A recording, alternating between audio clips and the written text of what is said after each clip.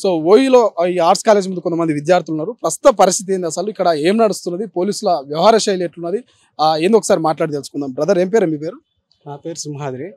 ఎట్లుంది ఓయూ పరిస్థితి గతానికి ఇప్పటికి చూస్తే ఏమనిపిస్తుంది? సీఎం క్యాంప్ ఆఫీస్ అయింది ఇది, అర్థమైందా? ఇది స్టూడెంట్స్ కాలేజ్ కాదు. ఈ పోలీసు వాళ్ళంతా సీఎం క్యాంప్ ఆఫీస్ దగ్గర ఉండాల్సిన వాళ్ళు క్యాంపస్లో ఉంటారు. ఇది మొత్తము వాళ్ళు రౌడీలు అయ్యారు. ఇప్పుడు హాస్టల్లో ఉన్న వాళ్ళని ఎత్తుకపోవడము, గట్టిగా మాట్లాడితే గలీజ్గా మాట్లాడడము, కొట్టడము, ఇట్లా పిడిగుద్దురు, ఇట్లా గుద్దుతురు. వీళ్ళు పెద్ద రౌడీలు అయ్యారు. వీళ్ళని చూసి భయపడాల్సి వస్తుంది. ఎవరు బయటకు వస్తలేరు, స్టూడెంట్స్ బయటికి వీళ్ళని చూసే వస్తలేరు.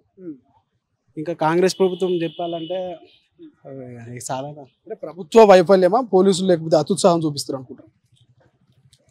అధికారం వీళ్ళ చేతిలోనే ఉంది కానీ ఇప్పుడు వీళ్ళ చేతిలో ఉంది కాబట్టి వాళ్ళు ఇష్టం ఉన్న వాళ్ళని పట్టుకపోతారు వాళ్ళు, అర్థమైందా?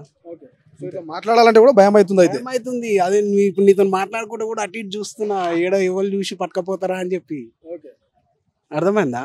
నీ వెనక నిరుద్యోగులు మాట్లాడినే పట్టుకుపోతారు, ఎవరు మాట్లాడినా పట్టుకుపోతారు, పట్టుకపోతారు. ఎవరు మాట్లాడినా ఇక్కడ మైక్, ఇప్పుడు మైక్ పెట్టినావా, ఆడికెళ్ళి ఒకరిద్దరు చూస్తారు, మెల్లగా వస్తారు. జీప్ ఆడికెళ్ళి ఒక కన్ను కొడతారు, ఆ జీప్ వస్తుంది, నన్ను వేసుకొని పోతారు.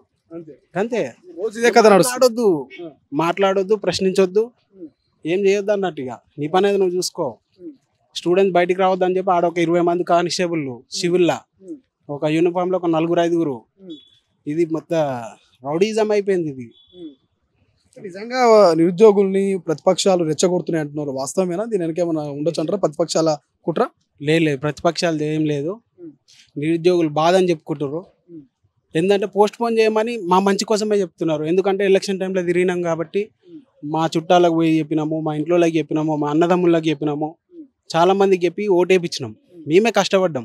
ఇప్పుడు మా నడ్డు మీదే అంతుండే ఆయన. ఇది కరెక్ట్ ప్రభుత్వం కాదు, వ్యతిరేకం వచ్చింది ఆయన ప్రభుత్వం మీద. అని ప్రభుత్వం వచ్చి 6 నెలలు అయింది. వాళ్ళు డిఎస్సి 11,000 ఉద్యోగాలు అన్నారు, ఇతర పోస్టులు అంటున్నారు. ఎందుకు ఈ నోటిఫికేషన్ జరగవచ్చు కదా? ఎందుకు మధ్యలో ఇవన్నీ గొడవలు ఇవన్నీ చేసి మళ్ళీ కోర్టుల కేసేసి ఇది కూడా ఆగిపోయే అవకాశం ఉంటుంది కదా? ఇది కూడా నిరుద్యోగులకు ఒక రకమైనటువంటి నష్టమే కదా? ఆయనకి నిరుద్యోగుల మీద ఇంట్రెస్ట్ లేదన్న. ఇప్పుడు నిరుద్యోగులు దేనికి ఉపయోగం? ఇప్పుడు చెప్ప, ఆయనకి ఎలక్షన్ టైంలోనే ఉపయోగం. ఈ నిరుద్యోగులతో రూపాయి ఆమ్దాన్ ఉందా? రూపాయి ఆమ్దాన్ లేదు ఆయనకి, అవసరం లేదు. ఇప్పుడు వీళ్ళని ఇప్పుడు పెట్టుకుంటే ఇప్పుడు జీతాలు ఇవ్వాలి, ఆ జీతాలకు మళ్ళీ అప్పులు తేవాలి, అవన్నీ నాకు ఎందుకు అని చెప్పేసి వీళ్ళని పక్కన పెట్టిండు.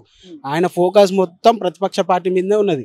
రోజుకి ఎంతమంది ఎమ్మెల్యేలు కొంటున్నా, ఎంతమంది ఎమ్మెల్యే దగ్గర పోయి ఏం మాట్లాడుతున్నా, వాళ్ళ డీలింగ్ లేని, వాళ్ళకి ఏం పదవులు ఇవ్వాలి, అదే ఆ పని మీదే బిజీగా ఉన్నాడు ఆయన. నిరుద్యోగులు అవసరం లేదు ఇప్పుడు ఆయనకి.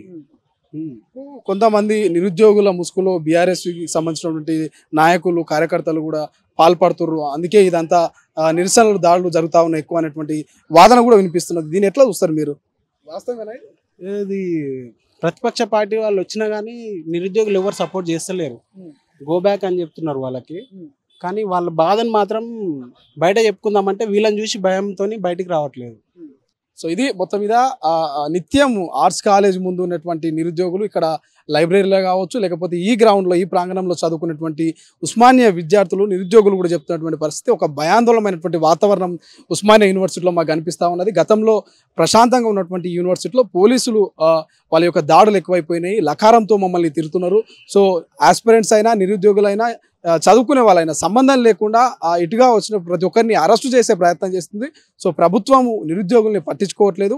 ప్రభుత్వానికి ఇప్పుడు నిరుద్యోగులతో పెద్దగా అవసరం లేదు కాబట్టి అవసరానికి వాడుకొని మమ్మల్ని వదిలేసినటువంటి ఆవేదన అయితే ఉస్మానియా యూనివర్సిటీలో ఉన్న కొంతమంది నిరుద్యోగులు తెలియజేస్తున్నటువంటి పరిస్థితి. సో చూద్దాం దీని పట్ల మరి ప్రభుత్వం ఎట్లా స్పందిస్తుంది. అసలైన తొలి వెలుగు. ఫాలో వాట్సాప్ @తొలి వెలుగు official.